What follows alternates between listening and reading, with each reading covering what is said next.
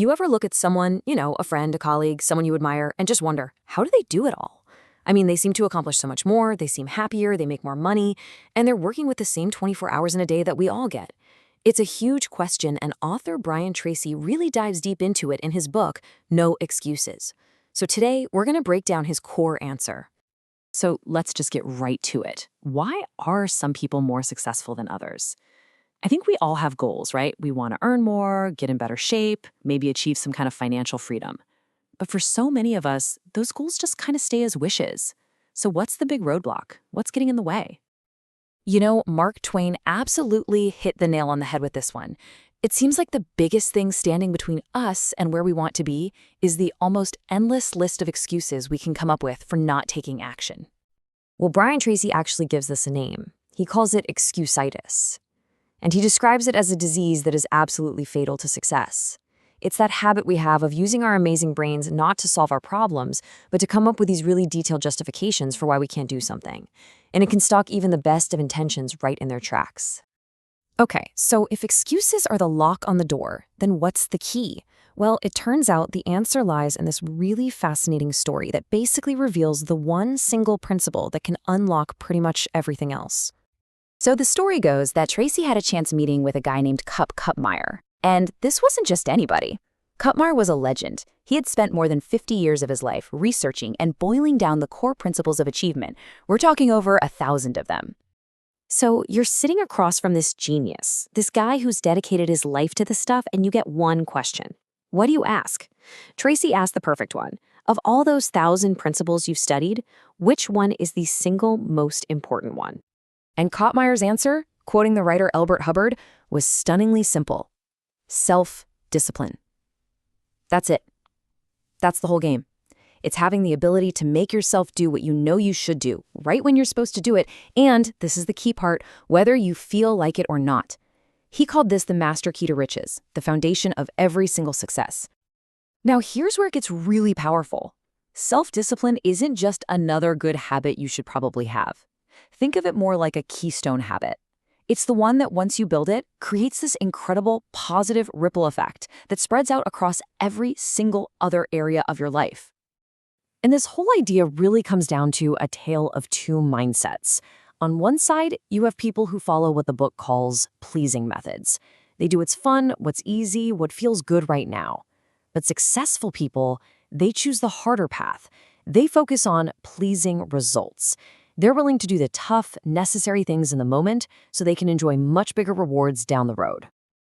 And you can really see how that mindset creates that ripple effect we were talking about. When you apply discipline, it just lifts everything up. It impacts your career, it impacts your finances, and it even impacts your health. Let's break down exactly how that works. So, in your career, discipline means really using that 80-20 rule. Focusing on the 20% of tasks that actually produce 80% of the value. And yeah, it means working harder. The data shows that the highest earners are consistently putting in 50 to 60 hours a week.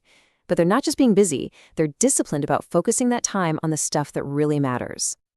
And that disciplined effort translates directly into your finances. A study that followed millionaires for 25 years found that an overwhelming 85% of them said their success wasn't because they were smarter or luckier, but because they had the simple discipline to be willing to work harder than anyone else. And it's the exact same story for your health. The famous Alameda study identified 7 key habits for living a long, healthy life. Things like exercising regularly, not smoking, eating a good diet. And what's the one thing all of those have in common? Yep, every single one of them depends entirely on daily self-discipline. Okay, so we get it. We know what self-discipline is, and we know why it's so incredibly important. But the real question is, how? How do we actually build this discipline muscle? Well, the book gives us a pretty simple blueprint that we can start using right away. The very first step, and this is maybe the most crucial one, is to stop wishing. Tracy says most of us think we have goals, but what we really have are just hopes or wishes. The discipline of actually writing a goal down, that transforms it. It's what gives the bullet its powder. And how powerful is that simple little act of writing something down? Just look at this number, 1,100%. What on earth could make that much of a difference? Well, a study reported in USA Today found that people who took just a few minutes to physically write down their New Year's resolutions were 1,100% more likely to actually achieve them than the people who didn't. That's the staggering power of having disciplined clarity. So, with that foundation of writing things down, the book lays out 3 really practical ways you can start strengthening your own discipline muscle, like starting today. Okay, first, we've already hit on this, but it's that important. Write down your goals. Second, use what he calls the 40-plus formula. The idea here is that the first 40 hours you work each week just kind of cover your bills and keep you where you are. Every single hour you work beyond 40, that's a direct investment in your future success.